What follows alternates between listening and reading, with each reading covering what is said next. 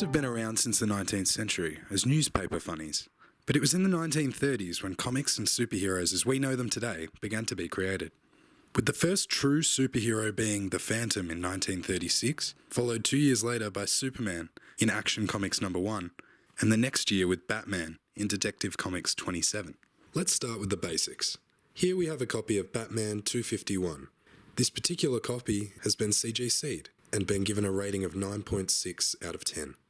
In the top right we can see the cover price of the comic, the issue number, and the month it was printed. In the top left we can see the publisher, DC. To find out more about comic book collecting, I wanted to talk to a collector. Anders is a 21-year-old student who has been collecting for 6 years and lives in Melbourne, Australia. Getting into comics, I don't know, when I was young, I used to like watching all the cartoons, like the Batman animated series, particularly Batman Beyond and Teen Titans. Not the shitty Teen Titans Go, the real Teen Titans. Last time I counted, which was a year and a half ago, it was about 1,500 to 2,000, so I estimate it's close to about 3,000 to 3,500 single issues now. Maybe exaggerating, but probably not, considering how quickly you can get engulfed by them. Value-wise, the keys alone probably come close to about $2,000, so I'd say close to probably about 5, 6, well, I'm probably exaggerating, it's probably about 4 to 5 grand, I think, if I priced everything at high end. I get my comics from All Star Comics. I really like the place because the staff in there are really friendly and really take the time to get to know you. They also have a decent price range of their books, opposed to some of the other stores which are a bit, iffy on their prices. But the staff at that store really tend to know their regulars really well and start to know what they like and start asking them in advance, do you want specific things, when they start to know you personally. In order to see what it was that attracted Anders to All Star Comics, I went to Melbourne's CBD to meet Mitchell Davies, the co-owner who has been collecting for around 30 years. We've actually, myself and my business partner Troy, we opened the store about 5 years ago, actually just over 5 years ago. Originally opened up in Lonsdale Street. It was one story up, so we're kind of a little bit hidden off the actual street there, but people still found us, and we kind of found a home there, which was great, and people really loved it. A couple of years after being open, we won the Eisner Award for comic book retailing, which was pretty cool. It was a big award in the States, and they got us a lot more attention, which was awesome. A lot more people coming through the door, and basically led to us being in a position where we could sort of move to a bigger location, and now we're here at Queen Street.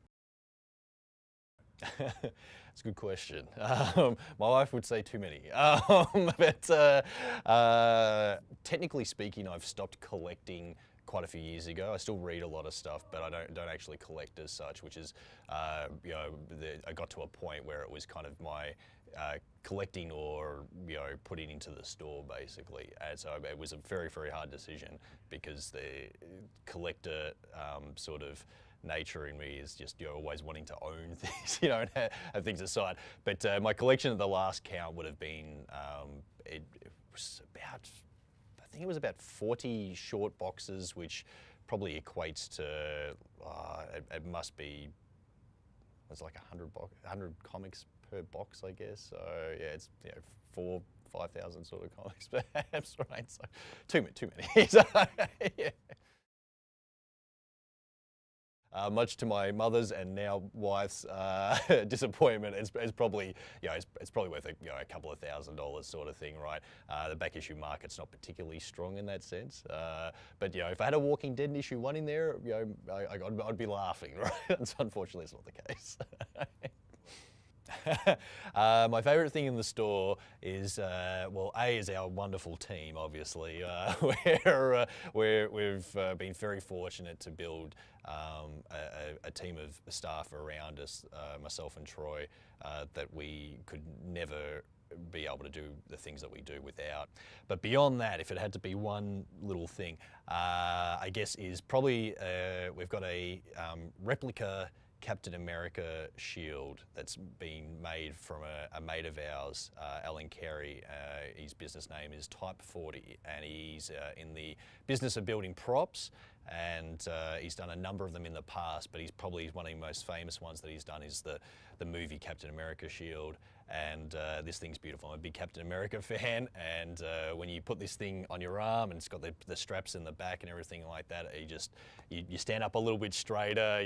You suddenly you feel empowered by this thing, and it's quite special in that sense. The stigmas of comic book collecting are many, and actually no, you know what? There are only a few, and they're normally bad. But yeah, obviously there's things culturally that are massive. Stuff like The Simpsons and The Comic Book Guy has probably not done great things for people's thoughts of what a comic book store is and the people working in the comic book store.